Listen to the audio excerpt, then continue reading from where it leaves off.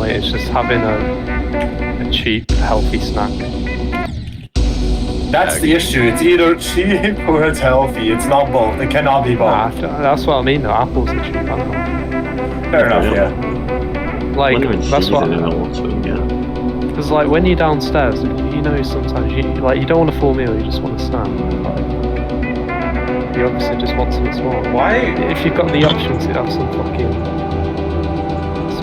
some bad old crisps. BC vote, should I get an apple? For a kilo, it's €3 for a kilo of apples. Right, that's good enough. I'm gonna go get an apple.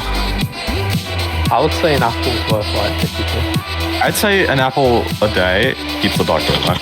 Yeah. See, How about half an apple? Half an eaten apple. I know, how come I've never seen you eat an apple?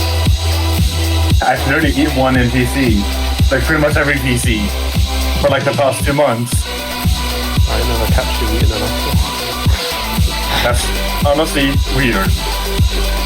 What?